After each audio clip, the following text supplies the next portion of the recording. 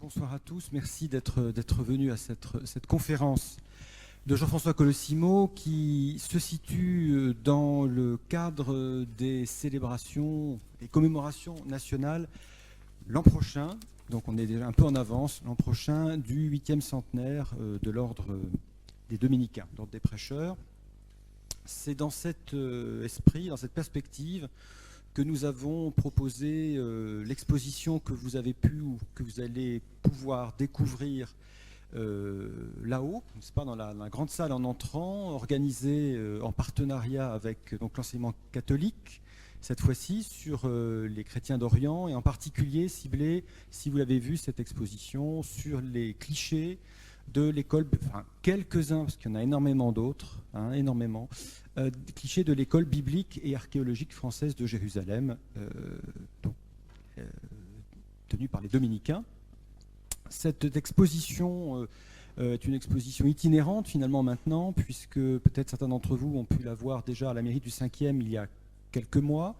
Elle est spécialement organisée ici en lien avec l'enseignement catholique depuis quelques jours, et plus centrée ici pour l'enseignement catholique sur la thématique de l'éducation, avec une mise en regard finalement des écoles telles qu'elles étaient au moment au 19e siècle, 20e siècle, et telles qu'elles sont aujourd'hui, y compris sur la bande de Gaza.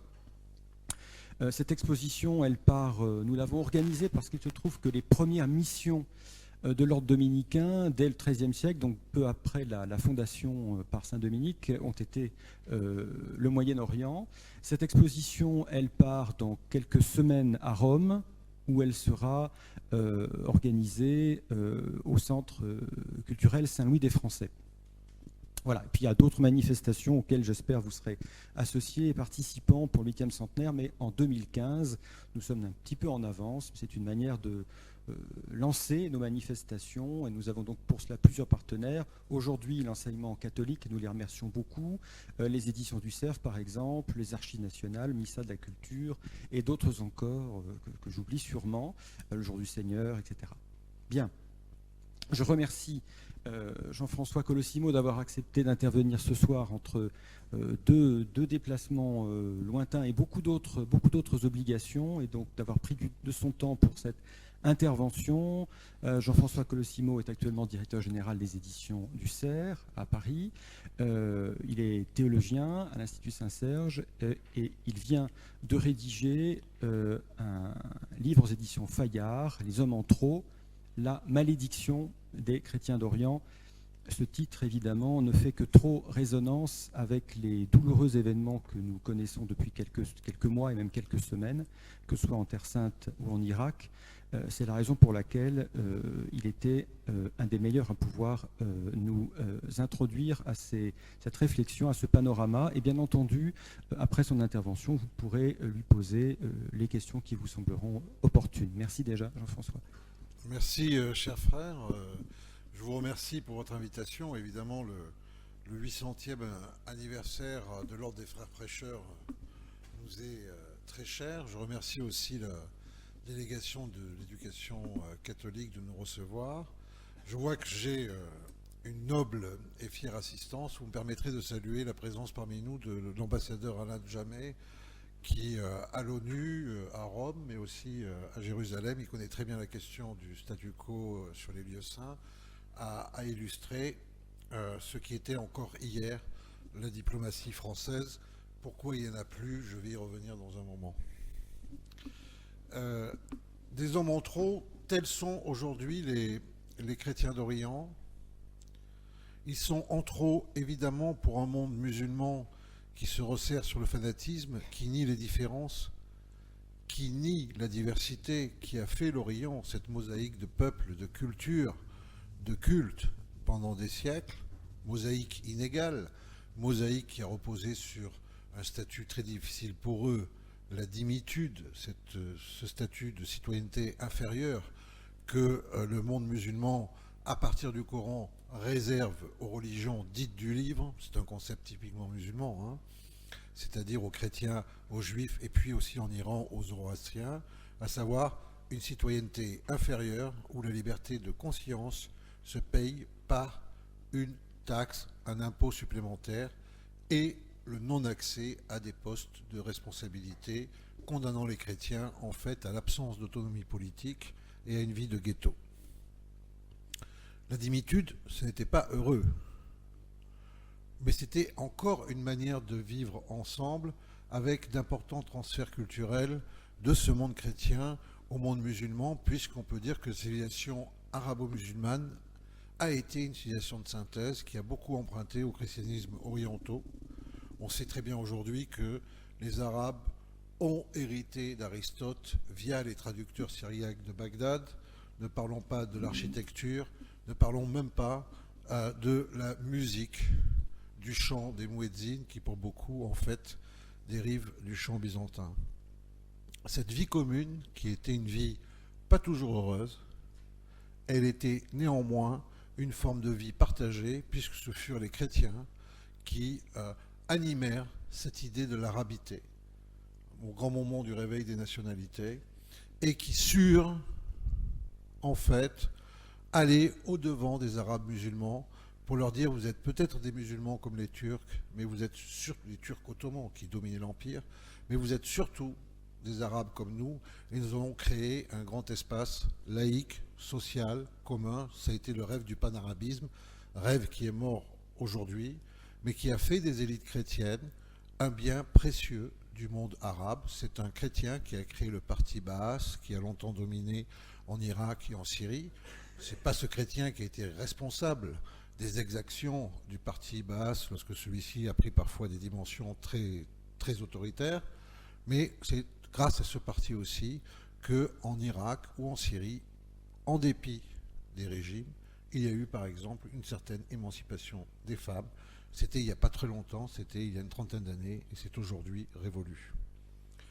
C'est aussi grâce à des chrétiens que dans sa première phase de gestation, le peuple palestinien a trouvé une représentation de lui-même intellectuelle et une façon d'animer sa cause qui, loin finalement de ce que c'est devenu aujourd'hui lorsqu'on voit le Hamas, était une prétention aussi à entrer dans l'histoire universelle, à mobiliser les grandes puissances autour du sort des Palestiniens et finalement à tutoyer l'État d'Israël et à rivaliser avec lui en termes de société ouverte, démocratique. Évidemment, quand on regarde à Gaza, le Hamas, c'est aussi révolu. Alors, ce resserrement du monde musulman sous la forme de l'islamisme, du djihadisme, du salafisme et autres ismes, c'est évidemment un immense malheur pour les chrétiens, mais pour les musulmans eux-mêmes. Et ce rêve d'une société émancipée où la citoyenneté n'aurait pas été déterminée par la religion, là encore, c'est un rêve aujourd'hui disparu. Dans le même temps, ne nous flattons pas, les chrétiens d'Orient sont des hommes, des femmes, des enfants en trop, non seulement pour l'autre côté de la Méditerranée, mais pour ce côté-ci, dans le sens où, au XIXe et au XXe siècle, l'Occident, chrétien ou sécularisé, ne s'est jamais véritablement préoccupé de leur sort et les a, au contraire, très souvent instrumentalisés au service de ses propres intérêts. En fait, l'affaire est beaucoup plus lointaine. Depuis les croisades, les Occidentaux, parfois, au nom du Christ, au nom des croisades, au nom de la colonisation au XIXe siècle, au nom des idéaux humanitaires aujourd'hui, sont intervenus en Orient, sont repartis d'Orient et ont laissé derrière eux les chrétiens assimilés à une sorte de cinquième colonne, de collaborateurs, et chaque fois les chrétiens ont payé un prix considérable. Alors cette attitude de l'Europe et de l'Occident plus généralement, puisqu'il faut y comprendre désormais les États-Unis, c'est évidemment une attitude énigmatique, puisque en fait les chrétiens d'Orient ont toujours été en quelque sorte un non-sujet. Je ne parle pas ici pour les églises chrétiennes, n'est-ce pas ? Je ne parle pas ici pour Rome, Genève, je parle ici véritablement du jeu des puissances. Et dans ce jeu des puissances, certainement, il y a eu, dans cette forme d'indifférence ou d'instrumentalisation à l'égard des chrétiens d'Orient, une forme de déni de filiation. L'Europe chrétienne a eu du mal probablement à admettre qu'elle tenait sa religion constitutive de cette bande un peu de métèques olivâtres, sentant l'encens, se nourrissant de loukoum, n'est-ce pas? Il y a eu une grosse littérature très dure sur les chrétiens d'Orient de la part des chrétiens d'Occident. Et aussi, évidemment, dès que cette Europe ne s'est plus voulue chrétienne, a fortiori, elle n'avait pas envie de reconnaître dans ces chrétiens non seulement sa filiation en quelque sorte spirituelle, culturelle, de civilisation, mais qui plus est, faire de ces chrétiens une cause humanitaire, c'était l'interdit absolu, puisque l'humanitaire n'est bon que lorsqu'il est lointain, que lorsqu'il est finalement neutre. Et je pouvais écrire facilement dans les années 1990 que finalement la croix ne vaut pas le pelage et que dans les espèces en voie de disparition, les chrétiens d'Orient, pour l'opinion européenne, venaient loin derrière les phoques du pôle nord ou sud, je ne sais pas d'ailleurs où ils sont. Évidemment, cela a changé parce que, après la chute du mur de Berlin, il y a eu quelques années de mondialisation dite heureuse, mais très rapidement en fait, contrairement à la prophétie de Francis Fukuyama qui voyait l'histoire se finir et le monde réconcilié, il y a eu une guerre des blocs, une guerre des civilisations, et le problème est précisément celui-ci, c'est que un chrétien d'Orient, c'est toujours le tiers des partis en présence. Ils sont trop chrétiens pour les Arabes musulmans, ils sont trop arabes pour les Israéliens, ils sont toujours la partie, en quelque sorte, qui dénonce la reconstruction des identités. Qui plus est, ils sont là depuis toujours. Qui plus est, ils sont chez eux, mais ils ont été dépossédés de leur chez eux. Et pour finir surtout, comme l'histoire les a réduits à peau de chagrin, ils sont désarmés, et comme ils sont désarmés, et comme avec eux il n'y a pas de représailles, ils deviennent très facilement les cibles de tous les désirs de vengeance, de toutes les expressions de frustration, et donc sont des victimes émissaires désignées. Ils le sont parce que la vocation des chrétiens d'Orient, c'est d'être des orientaux, vivant en monde musulman, et d'être dans le même temps des chrétiens. Ils sont l'Occident de l'Orient, ils sont l'Orient de l'Occident. Cette vocation de médiation, elle fait qu'aujourd'hui, dans un monde qui refuse les médiations, ils sont de trop et qu'il faut les supprimer. Leur contre-témoignage que l'histoire est complexe, que les identités sont diverses, que l'on est toujours finalement le résultat de quelque chose qui vient de plus loin, qui nous parle de l'origine, tout cela les rend indésirables, insupportables. Évidemment, encore une fois, dans le climat de fanatisme qui dévore le monde oriental, mais aussi dans l'espèce d'hubris démocratique qui nous occupe, parce que eux, en tout cas, c'est sûr, ils n'en ont pas fini avec leur christianisme, puisque c'est leur identité. C'est la seule qu'ils ont, et c'est celle qu'ils ont préservée à travers les siècles, encore une fois, dans des circonstances extrêmement difficiles.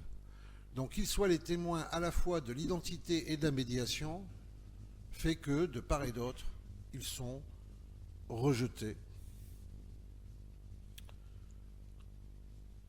Cette mondialisation heureuse, évidemment, elle n'a pas survécu à l'épreuve d'une histoire qui ne lâchait pas l'histoire, qui n'entendait pas se constituer en post-histoire. Et si on veut bien accepter cette remontée dans le temps, les chrétiens d'Orient ont survécu aux empires, aux invasions, aux persécutions pendant des siècles. Bon an, mal an, bon siècle, mal siècle, bon millénaire, mauvais millénaire. mais ils ont survécu. Ils ont résisté. Aujourd'hui, ils ne résistent plus. Ils ne peuvent plus résister. Pour la première fois, l'Exode est en passe de réussir ce que nulle violence n'avait réussi à imposer. C'est là le drame que nous vivons, et c'est pour ça que le drame des chrétiens d'Orient, c'est pas le drame des chrétiens d'Orient, c'est le drame des musulmans. Et c'est notre drame à nous, Européens. Et c'est un drame plus complet. C'est une catastrophe de civilisation à laquelle nous assistons, indifférents ou impuissants. Alors, cette remontée dans le temps, elle est claire. Quand est-ce que le processus de l'Exode est devenu irréversible? C'est en 2003, c'est-à-dire dans la suite du 11 septembre 2001, avec l'invasion américaine de l'Irak. C'est à partir de là que le pays de la promesse faite à Abraham, d'une descendance plus nombreuse que les grains de sable du désert, que le pays qui était au cœur finalement de cet Orient, la Mésopotamie, héritière de l'apôtre Thomas, porteuse cette chrétienté encore de la langue du Christ, n'est-ce pas, a commencé à être décimée puis à fuir, au point que l'on puisse considérer aujourd'hui que l'Irak, on y reviendra, je ne suis pas venu pour vous choquer, que l'Irak peut être considéré comme le premier pays définitivement perdu en Orient pour les chrétiens d'Orient et pour une présence chrétienne. C'est perdu, c'est fini. Et encore une fois, cela, ça... Alors, perdu, fini, je précise tout de suite pour que vous continuez à m'écouter. Pour que vous ne pensiez pas que je suis venu simplement en prophète de malheur.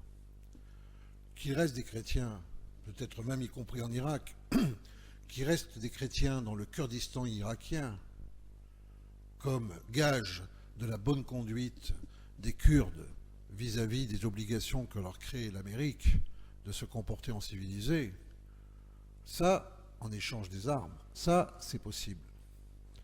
Mais il n'y aura plus de présence chrétienne suffisante pour irriguer la société irakienne, pour autant d'ailleurs qu'il reste en Irak. C'est-à-dire qu'il n'y aura plus même assez de sel pour qu'il constitue le sel de la terre. C'est ça la véritable question. Parce que qu'il reste des sortes de réserves de chrétiens d'Orient comme il y a des réserves d'Indiens, ça, ce sera toujours possible. Mais que les chrétiens portent la sécularisation qui est en puissance dans l'Évangile et dont ces sociétés ont besoin, qu'il soit ce tiers indispensable qui empêche de se définir dans l'autisme, qu'il soit ce vecteur d'altérité qui amène l'émancipation de ces sociétés, ça, en Irak, c'est fini. Ils ne sont plus assez nombreux, ils sont trop souffert, et ceux qui partent n'entendent plus revenir. Jamais. Donc il y a bien une date à cet exode irréversible. C'est l'invasion américaine en Irak, faite par le George W. Bush, pour finir le travail de son père, comme lui-même disait, c'est-à-dire la mise au pas de l'Irak baassiste de Saddam Hussein, entamée 11 ans plus tôt lors de la première guerre du Golfe. Cette coïncidence de date, 2001, 2003, évidemment, elle est très parlante, car l'Amérique entendait répondre aussi au feu de l'Apocalypse, qui s'était déclenché sur son sol, venant en quelque sorte miner, détruire la religion civile qui fait l'Amérique comme empire du bien. L'Amérique voulait renverser cette malédiction, ce signe de malédiction, en portant elle-même la foudre dans les cieux de Bagdad. Le problème que nous avons, c'est que la constitution de la religion civile américaine, cet empire théodémocratique du bien, n'est-ce pas, qui devait rester immaculé, intouché, ce nouveau monde de toutes les promesses, cela forgeait un mythe qui venait cogner immédiatement sur le propre mythe apocalyptique du salafisme, du djihadisme. On a eu en fait, en Irak, l'amorce d'une guerre de religion entre un islam ayant tourné à l'islamisme, totalement fanatisé, appelant l'apocalypse de ses voeux comme preuve de sa propre providence divine, et de l'autre côté, le radicalisme évangélique, lui aussi soucieux de se montrer signe de la providence divine, prêt à tous les prosélytismes et convaincu d'incarner le bien, c'est-à-dire l'exportation de la démocratie et du marché. Il faut savoir qu'il y a eu jusqu'à près de 30 000 missionnaires évangéliques embarqués dans les tanks américains et venus apporter la bonne parole du christianisme confronté donc aux djihadistes qui eux-mêmes se servaient de ces bons pasteurs comme cible et comme futurs trophées, tirant sur eux de la lorgnette de leur Kalachnikov engravée de sourates.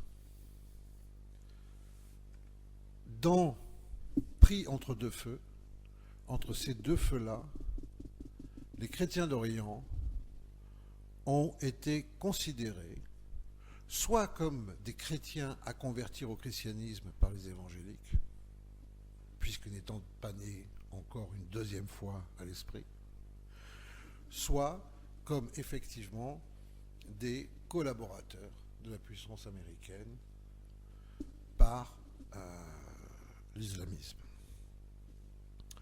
Pris entre ces deux feux,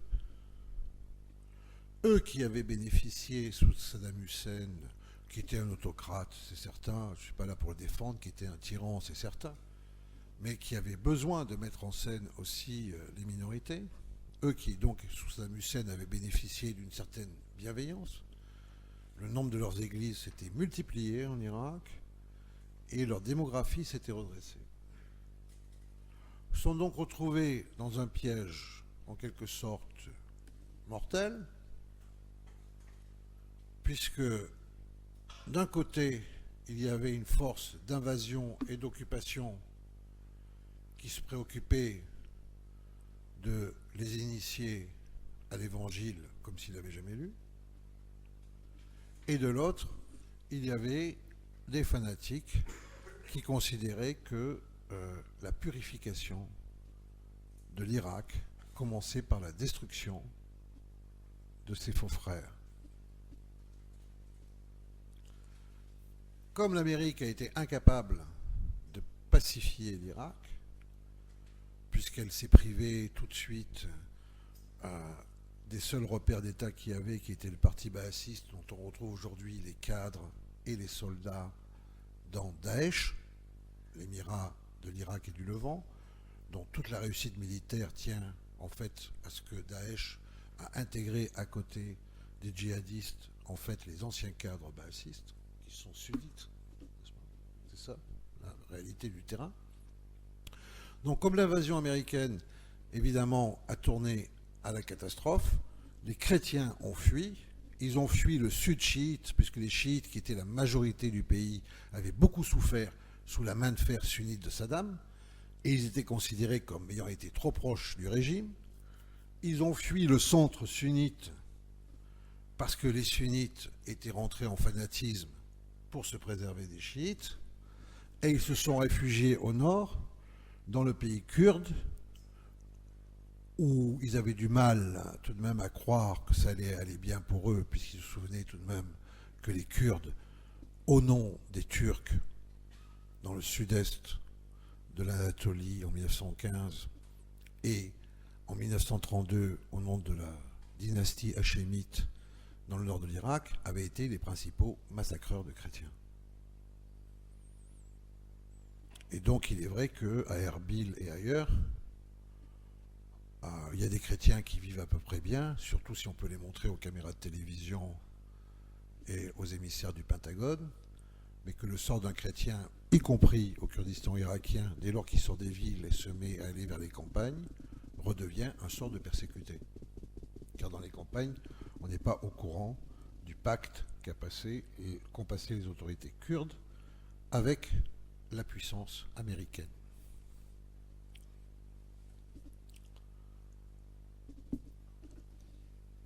Les chrétiens étaient probablement en Irak avant 2003, non pas 1 million comme on raconte, parce qu'il y a toujours eu une espèce d'exubérance des églises dans la comptabilité. Peut-être pas une exubérance d'ailleurs, une espèce de crainte angoissée de ne pas être assez nombreux. Ils étaient vraisemblablement 600-700 000. Ils ne sont pas plus de 150 000 aujourd'hui, au nord, la plupart d'entre eux étant réfugiés en Turquie, mais aussi en Jordanie, ceux qui ont pu y passer, ou évidemment en Syrie. Il est évident que le drame syrien, qui désormais ne peut plus être découplé du drame irakien, a précipité ce mouvement, et qu'en fait il apparaît que les Irakiens, les chrétiens d'Irak, n'ont jamais fait que ouvrir la voie à leurs frères syriens dans les camps de réfugiés. Je rappelle pour mémoire que la mésintelligence américaine des cultures fait qu'en 2007, le grand projet de George W. Bush, c'était de créer un pays chrétien au sud de Ninive, une sorte de Bantoustan surmonté d'une croix, qui n'aurait pas manqué de tourner un charnier comme on le voit. Et je rappelle pour mémoire que la personne qui s'est élevée contre ce projet, c'était le pape Benoît XVI. Car il était évident que, à vouloir regrouper les chrétiens comme cela, on allait les offrir au massacre. Mais deuxièmement, il était évident aussi que les chrétiens ne sont pas faits pour vivre en réserve et que ce serait une honte pour le christianisme de se constituer dans une sorte de monde séparé, et que de toute façon, vouloir mettre les chrétiens dans un monde séparé derrière des barbelés avec des gardes, c'est la même chose que de leur dire de venir vivre ici. C'est signer leur fin.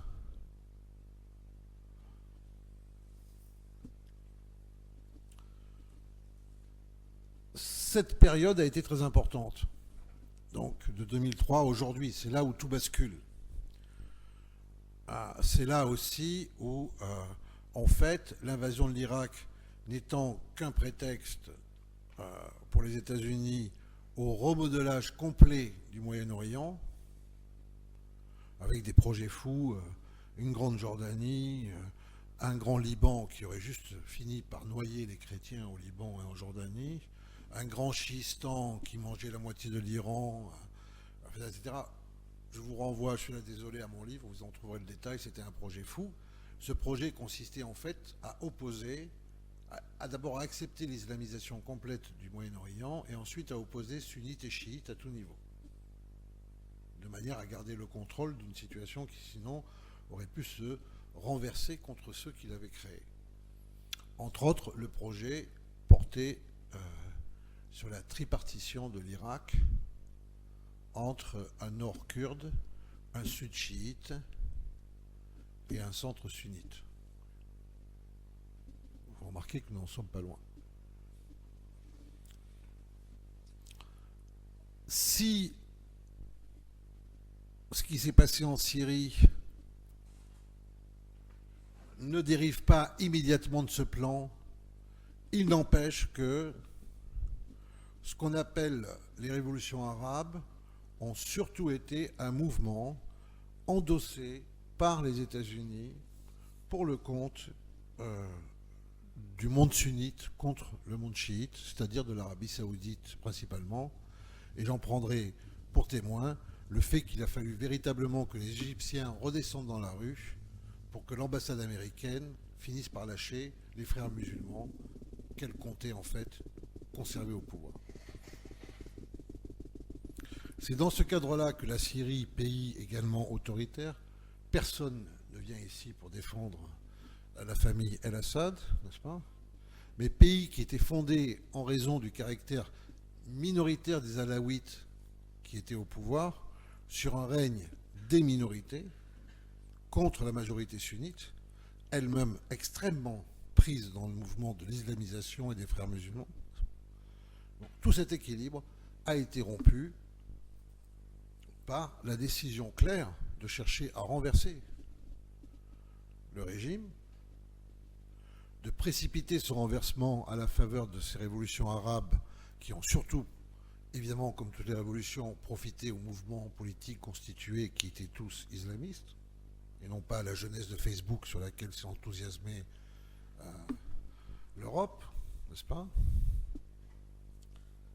Et que, dans ce cas-là précis, on a une deuxième fois précipité le sort des chrétiens d'Orient en mettant encore une fois les chrétiens en porte-à-faux au sein de ce qui était leur pays, leur terre.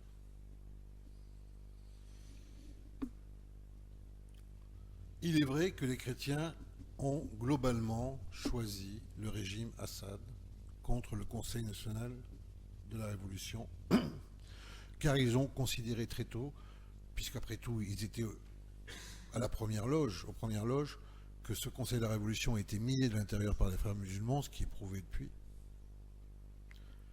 Et ils ont choisi le régime Assad non pas par joie, parce que les chrétiens d'Orient aimeraient la tyrannie, comme certains écrivent dans les journaux, mais c'est parce qu'entre deux mots, l'un était infiniment plus risqué pour eux que l'autre, et qu'il valait mieux vivre sous une forme de tyrannie orientale classique que sous un régime de charia, tout simplement.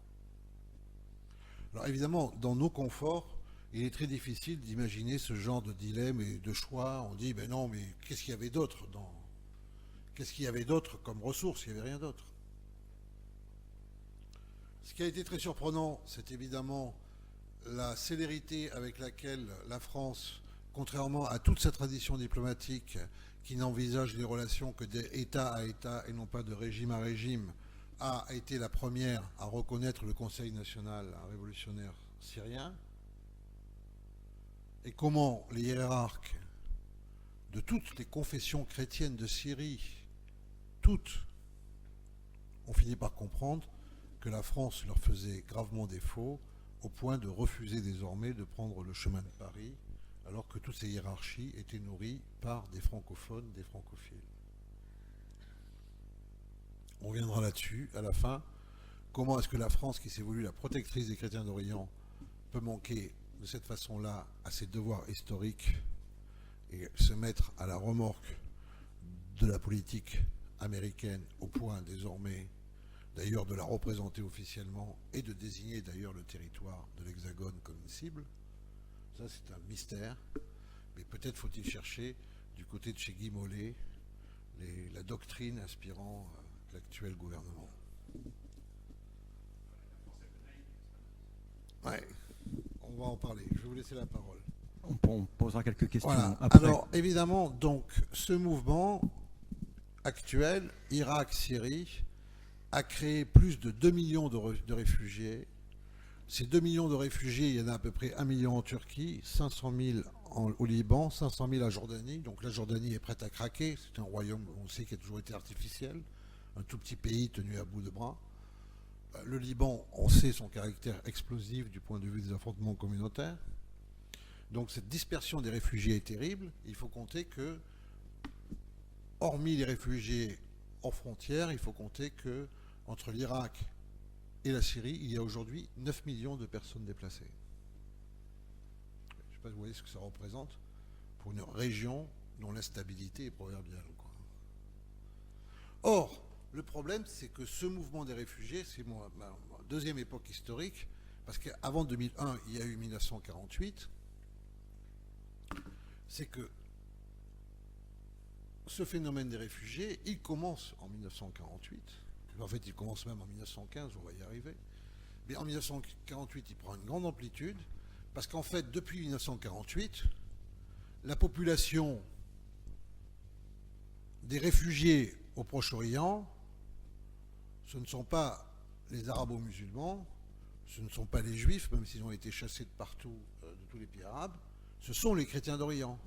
Les chrétiens d'Orient sont devenus un peuple de réfugiés, un peuple d'errants, lorsqu'on cumule, à travers toutes les guerres, leurs déplacements hors de leur territoire ancestraux. Et en fait, si on veut un léger cumul, ma propre estimation, c'est que depuis 1945, il y a 20 millions de chrétiens d'Orient qui sont venus constituer ce peuple d'errants réfugiés d'un pays arabe à l'autre, d'un pays arabe au pays mitoyen comme la Turquie, de ces pays arabes à des pays européens ou à des pays nord-américains ou à des pays sud-américains. Évidemment, il faut faire tout le registre des guerres depuis 1948, non seulement tous les conflits à répétition israélo-palestiniens, n'est-ce pas, mais aussi, évidemment, les guerres du Liban et autres. Donc ce mouvement d'exode, évidemment, il puise dans le fait que la création de l'État d'Israël a été un facteur déstabilisateur pour l'entière région, mais ça a été un facteur très déstabilisateur pour les chrétiens d'Orient, qui en fait se sont très souvent retrouvés obligés, exception faite des Maronites, mais les Maronites ont fini dans un abîme sans nom, on y reviendra dans une seconde, se sont retrouvés à devoir faire de la surenchère sur leur arabité, et là encore se sont retrouvés piégés à une cause qui n'était pas forcément immédiatement la leur.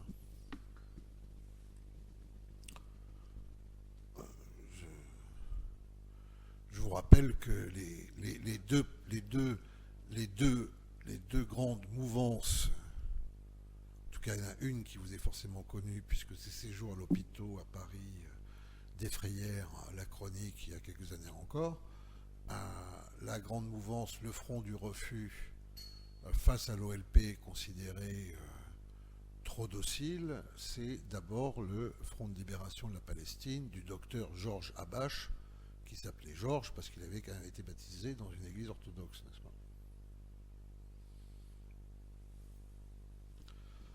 Donc, les chrétiens, évidemment, dans ce qu'on appelle la Terre Sainte, en Israël ou en Palestine, évidemment en Égypte, évidemment en Jordanie, en Syrie, en Irak, au Liban, ont en fait enregistré l'onde de choc, je dirais, de guerres dont les enjeux les dépassaient souvent, puisque les enjeux de ces guerres dépassaient très souvent même les populations concernées, puisque le Moyen-Orient est devenu en fait une sorte de théâtre d'ombre pour l'affrontement des grandes puissances dans le conflit Est-Ouest. Mais encore une fois, comme ils étaient minoritaires, comme ils étaient faibles, comme ils étaient désarmés, comme ils n'avaient pas d'existence politique propre, et comme ils étaient incapables de représailles, eh bien ce sont eux qui politiquement ont payé le prix de cette spirale de désastre que constitue depuis un demi-siècle le théâtre, le Proche-Orient. J'en évoquerai un seul fait, c'est que évidemment les chrétiens d'Orient ont cherché à résister, donc ils ont fait le Front de libération de la Palestine, ils sont devenus marxistes en Palestine, ils ont cherché à intégrer la société égyptienne en s'en montrant, et ça c'était vrai depuis les années 1930, les meilleurs défenseurs. Grand exemple connu de tous, la dynastie Boutros-Ghali, dont on connaît Boutros-Ghali, qui était le secrétaire général de l'ONU. Et puis, ils ont aussi fait la guerre, et ça c'est l'exemple des Maronites. Et les Maronites qui n'ont pas de pendant orthodoxe, c'est la seule église orientale qui n'a pas de pendant orthodoxe, qui est un groupe en fait de Syriaques jacobites ayant migré vers le VIe siècle, vers la montagne libanaise, vers le Chouf, et qui s'y en ont fait une forteresse, et qui se sont reconnus dans les croisés immédiatement, et qui ont toujours eu le sentiment de porter l'Europe au sein d'un monde arabe qui ne leur plaisait guère, descendants de Saint-Louis, et qui en fait ont professé une idéologie assez inspirée du franquisme dans ses parties les plus extrêmes, comme les phalanges libanaises, à savoir une conception assez européiste. Vous voyez, donc eux, ils n'ont pas pris le parti des Arabes, ils ont pris plutôt l'autre parti. D'ailleurs, ils se sont retrouvés pendant la guerre les alliés d'Israël, mais ils ont connu une spirale d'autodestruction marquée par les assassinats des héritiers Chamoun et Frangier, plutôt dans l'ordre Frangier et Chamoun, c'était des grandes familles chrétiennes, les clans se sont déchirés. Frangier assassiné par Béchir Gemayel, Béchir Gemayel tué probablement par les Syriens,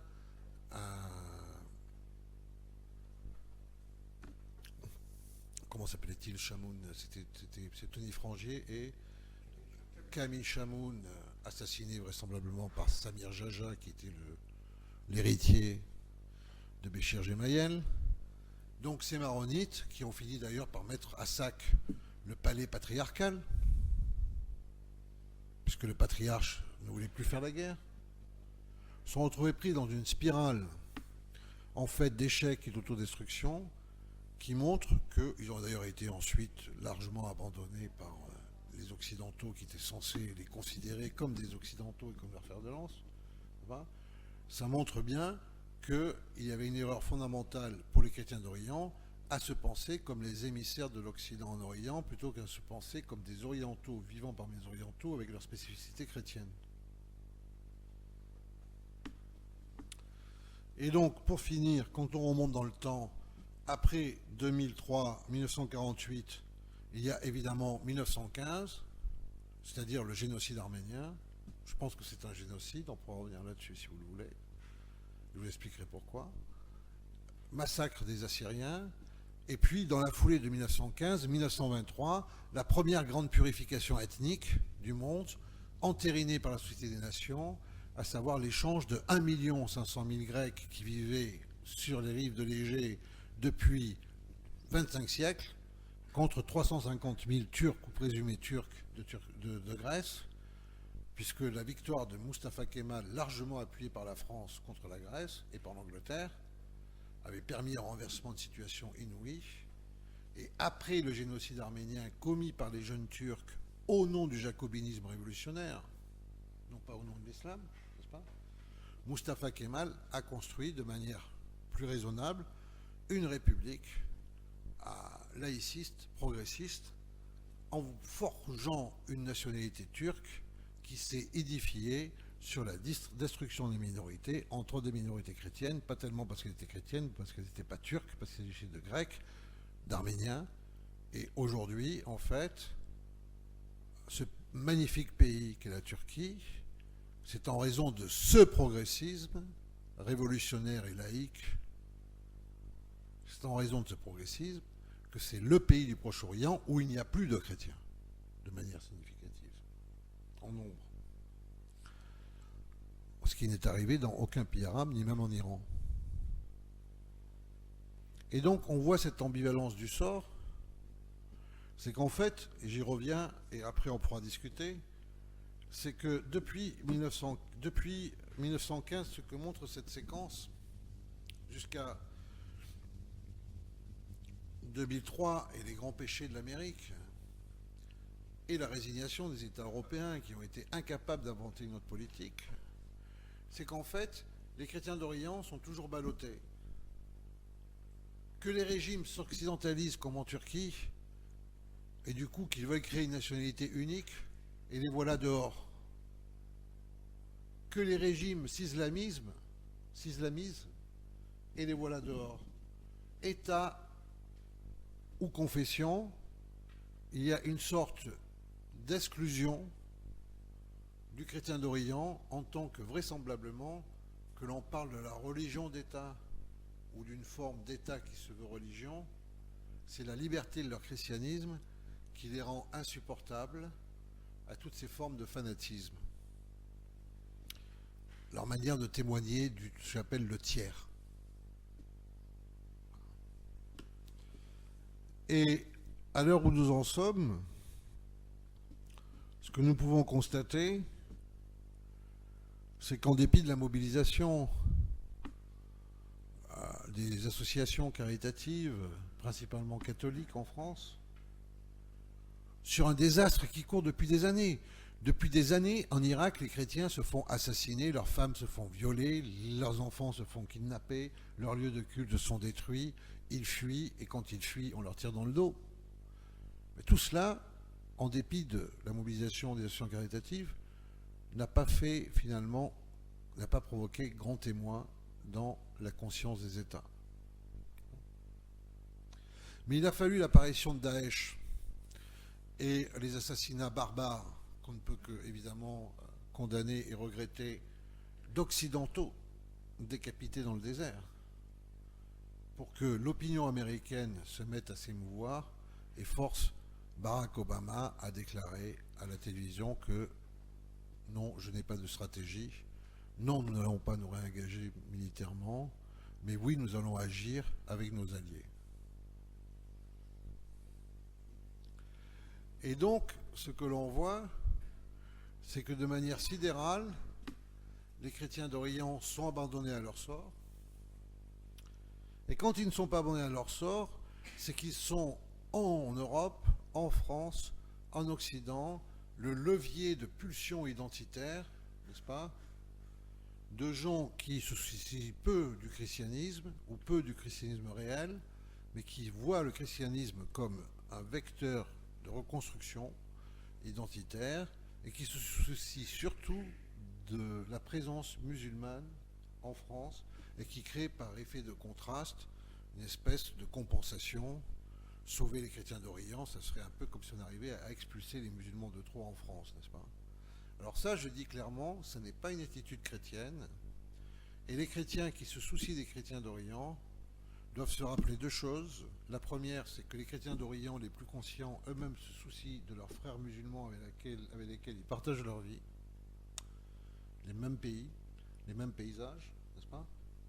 Et deuxièmement, que ces chrétiens d'Orient ne sont pas nos petits frères, notre avant-garde perdue dans ce monde barbare, mais en fait ils sont nos aînés qui nous ont précédés dans la foi et que nous sommes en dette par rapport à eux de leur ancienneté. Et que pour finir donc, ce qui est pour nous évidemment sidérant, c'est que la France, on va aller un peu loin dans le temps, qui a déclenché jadis la guerre de Crimée contre la Russie, à la suite d'une dispute entre moines orthodoxes et moines franciscains à Bethléem, puisque les franciscains accusaient les moines orthodoxes d'avoir volé l'étoile en argent sur laquelle il y avait une inscription en latin qui prouvait bien que les franciscains étaient chez eux dans la cathédrale. Puis ensuite, il y a eu une dispute parce qu'on avait bougé un chandelier, ce qui permettait aux franciscains de regagner 10 cm² de possession, et puis ça a mal fini, il y a eu des morts, et la France s'est emparée de ce prétexte pour faire la guerre à la Russie, puisque la France et la Russie se réclamaient toutes les deux les protectrices des chrétiens d'Orient, à la France des catholiques unis et la Russie des orthodoxes. Bien, quand on voit ce souvenir, quand on se rend compte que c'était il y a 150 ans, quand on se rend compte qu'il y a 150 ans, le cardinal archevêque de Paris, Monseigneur Cibourg, bénissait les troupes napoléoniennes en leur demandant d'aller extirper une fois pour toutes le schisme phocien, c'est-à-dire le schisme orthodoxe. Oui, c'était il y a 150 ans. C'était pas mieux de l'autre côté, hein, n'est-ce pas? Mais quand on voit, et je ne dis pas que ces passions étaient bonnes, n'est-ce pas? Je ne dis pas ça non plus. Mais quand on voit cela, et quand on voit ce qui est aujourd'hui notre politique d'abandon, puisque les États-Unis, encore une fois, peuvent se désengager aujourd'hui du Proche-Orient en raison des gaz et des huiles de schiste qui leur donnent l'indépendance énergétique qu'ils n'avaient pas auparavant. Quand on voit que le monde sunnite continue à exporter ces formes d'islam fanatique à coups de pétrodollars, même si en même temps il y a des déclarations évidemment pour dire le contraire. Quand on voit que la Russie et l'Iran, qui sont certainement dominés par des régimes très peu fréquentables, mais qui ont des liens historiques avec toute la région, des intérêts dans la région, que ce sont les deux puissances proscrites en fait de tout règlement qui pourrait sauver les chrétiens d'Orient, clairement. Et quand on voit que la France souscrit à tout cela à rebours de son héritage, de son histoire, comme si nous étions frappés d'amnésie, alors nous pouvons dire véritablement que cette catastrophe de civilisation que représente le drame actuel des chrétiens d'Orient, ce n'est pas simplement une catastrophe de civilisation que nous regardons en spectateurs. Cette catastrophe de civilisation que nous laissons faire sous nos yeux, en fait, est le signe de notre suicide moral en tant que nation historique, c'est-à-dire en tant que nation qui a des devoirs qu'elle ne peut pas choisir parce que son histoire fait que ces devoirs lui sont imposés. Je n'entends pas par là qu'il faudrait partir en croisade contre le monde sunnite ou contre l'islam, mais la France, en raison de son histoire, en raison de sa connaissance de ces régions, en raison de son rôle dans ces régions, en raison de sa longue fréquentation de l'islam, en raison de sa liberté de penser, en raison de son héritage, de sa résolution des guerres de religion, au moment même où ces guerres de religion divisent l'islam, entre sunnites et chiites, n'est-ce pas ?